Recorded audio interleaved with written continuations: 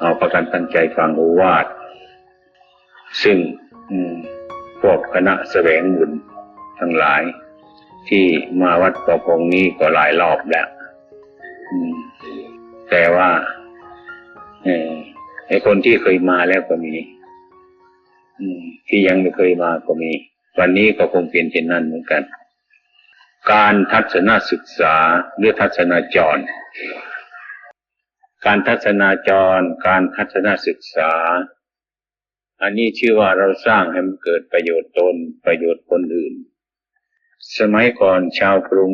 กับภาคอีสานนี้ไม่มีหวังที่จะพบกันเพราะทางคมนาคมก็ลำบากทุกวันนี้รู้สึกว่าเป็นอันหนึ่งอันเดียวกันผู้มีกำลังปัญญามีศรัทธาชักชวนญาติพี่น้องขึ้นมาภาคอีสานนี้ซึ่งเขาถือว่าภาคอีสานนี้เป็นสถานที่แห้งแล้งเป็นต้นแต่ว่าในเวลานี้ก็พอจะอยู่ได้แต่มั้งบางคนชาวกรุงเทพมาไม่อยากกลับบ้านก็มีมันเป็นบางแห่งอย่างนี้แหละที่เรียกว่าเขาเล่าว่ามันเป็นอย่างนั้นว่ามันเป็นอย่างนี้ถ้าเราได้ยินเดี๋ยวเราก็เชื่อซะว่ามันเป็นอย่างนั้นจริงๆอันนั้นมันก็ในใจเป็นของแน่นอนถ้าเราได้เดินมาทัศนาจรทัศนศึกษาด้วยตนเองอย่างนี้แล้วเป็นต้นก็จะรู้จักว่าสถานที่นี้หรือภาคอีสานนี้มันเป็นอย่างไรนั่นปัญหาที่จะสงสัยใน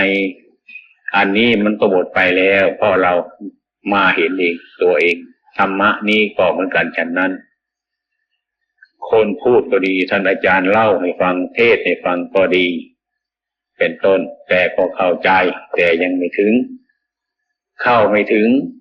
เข้าไปอยู่แต่ยังไม่ถึงอันนี้ก็เหมือนกันฉะนั้นถ้าเราฟังธรรมเองโดยการที่คนอื่นเล่าให้ฟังให้โอวาทอย่างปัจจุบันในเดี๋ยวนี้เป็นต้นก็เข้าใจเหมือนกันแต่ว่ามันเข้าใจไม่ถึงมันเข้าใจไม่ถึงเข้าไปเฉยๆแต่ว่ามันไม่ถึงถ้าเราเอาไปพิจารณาปฏิบัติตามความรู้ความเห็นของเราที่ได้จำมานั้นก็เรียกมีปัญญาเกิดขึ้นสุตตมยปัญญาปัญญาเกิดจากการฟังอันนี้เป็นหลักอันหนึ่งฟังแล้วไปคิดพินิจพิจารณาขยายออกให้มันกว้างแก้รวมเข้าให้มันน้อย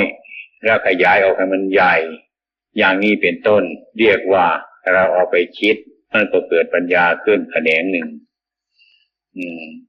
เป็นสุตตมยปัญญาจินตมยปัญญาอันนี้เป็นโลกีวิสัยโลกุตระปัญญานั้นคือปัญญาเกิดจากการปฏิบัติเกิดจากการรู้เองเกิดจากการเห็นเองอย่างญาติโยมมาถึงวัดประพงวันนี้ก่อนก็ได้ยินเรื่องการเขาเล่าให้ฟังก็รู้จักอยู่แต่มันรู้ไม่ถึงวันนี้ได้มาด้วยตนเองถึงวัดประพงได้ฟังโอวาทที่อาตมาให้โอวาทนี้เรียกว่ามารู้เห็นเองที่วัดเรียกมารู้ตัวอาตมาที่วัดนี้ได้ฟังธรรมะด้วยตนเองปัญหา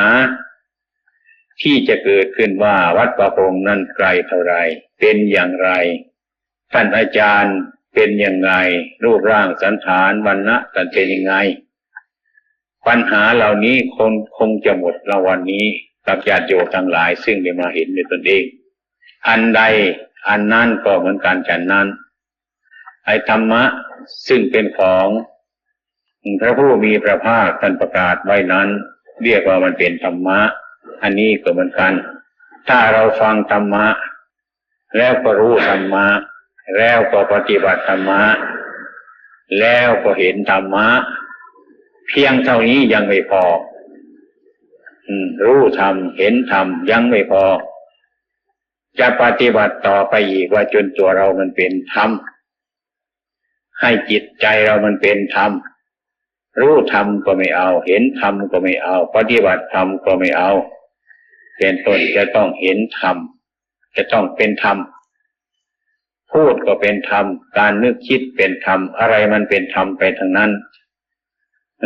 ถ้าหากว่าเราเป็นเช่นนั้นปัญหาที่เราจะทัศนาจรในข้างนอกนั้นมันก็หมดไปแต่ว่าสิ่งทั้งหลายเหล่านี้มันเกิดแก่การรู้การเห็นการเป็นการเดินมาทัศนาจรเห็นนั่นแหละอันนี้เป็นตัวอย่างฉะนั้นการปฏิบัตินี้จึงเป็นของที่สำคัญมันก็เปรียบกันกับที่ว่าเราไหว้พระพุทธไหว้พระธรรมพระสงฆ์ก็เพราะเรานับถือพระพุทธพระธรรมพระสงฆ์แต่ความเป็นจริงเราก็ไหว้ไปอย่างนั้นก็มีว่าพระพุทธมันเป็นยังไงเราก็ไม่รู้จักได้ยินข่าวว่าพระพุทธนั้นท่านดีท่านเลิศประเสริฐก็กราบท่านพระธรรมนั้นท่านดีเลิศประเสริฐก็กราบท่านพระสงฆ์นั้นท่านประพฤติปฏิบัติดีปฏิบัติชอบเรื่องใสก็กราบนี้แต่ไม่รู้ว่าพระพุทธเจ้าเป็นยังไง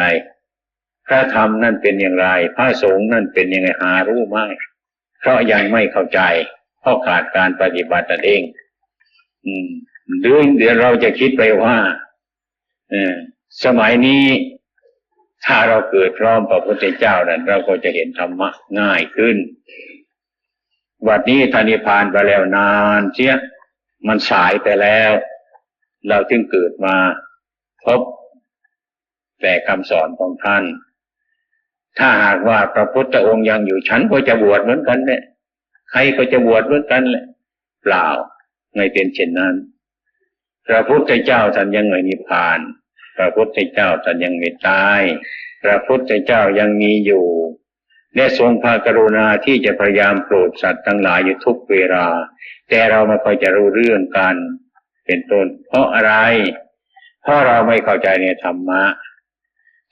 คำสั่งสอนของพระพุทธเจ้านี้แหละที่มันมีอยู่ธรรมะนี่เป็นของมีอยู่ตั้งแต่ไหนแต่ไรมาพระพุทธเจ้าจะรู้ก็มีอยู่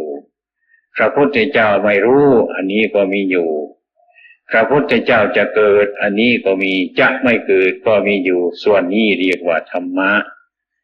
ทำส่วนนี้ที่จะทำพระพุทธเจ้าคือสีธาตุราชกุมารให้เป็นพระพุทธเจ้าก็เพราะธรรมอันนี้ไม่ขาดไปจากโลกดีทีเดียวอันนี้คือสัจธรรมคือความจริงมันเป็นธรรมชาติเป็นของประจำโลกอยู่อย่างนี้ไม่ได้ไปที่ไหนแม้องค์สมเด็จพระสัมมาสัมพุทธเจ้าเราท่านมีบุญญาบารมีมากมีปัญญามากจึงมาค้นพบของเก่านี่เองเรียกว่าธรรมเก่าของเก่าคือความจริงนี่มันมีอยู่ท่านก็เข้าใจในสภาวะธรรมทั้งหลายเหล่านั้น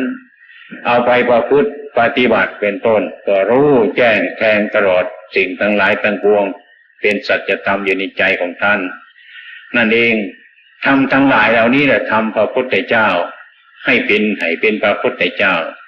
หรือทำสีธาตุราชกุมารให้เป็นพระพุทธเจ้าสีธาตุราชกุมารแต่ก่อนก็เหมือนเราทุกคนที่นั่งอยู่นี่แหละเป็นธรรมดาหรือเป็นธรรมชาติอย่างนี้แต่ว่าพวกเรานี่ปัญญามันน้อยบุญวาสนาบารมีมันน้อยไม่เหมือนท่านจึงบรรลุธรรมะสิ่งทั้งหลายเหล่านี้เป็นต้นจึงได้ชื่อว่าท่านตรัสรู้เป็นพระพุทธเจ้าคือตรัสรู้ธรรมะอันแท้จริงนี่เองไม่ตรัสรู้อย่างอื่นไอ้ความเป็นจริงตาหูจมูกลิ้นกายของท่านก็ยังอยู่อย่างเก่าอันแหละยังอยู่อย่างเก่า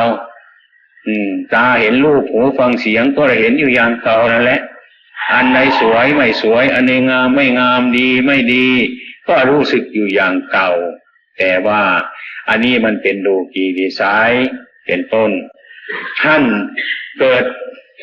2 ครั้งพระพุทธเจ้าของเรารูปกายของท่านเกิ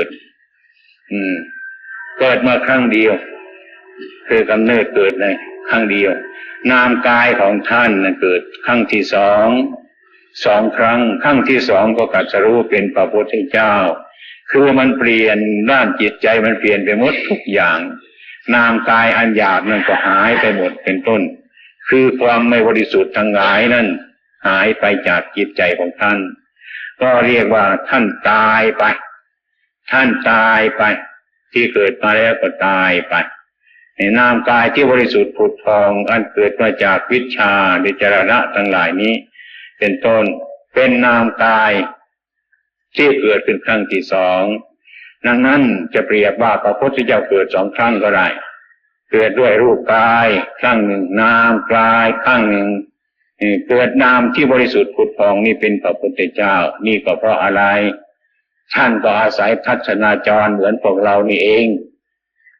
เหมือนกันกับพวกเราชื่อทัศนาจรเหมือนกัน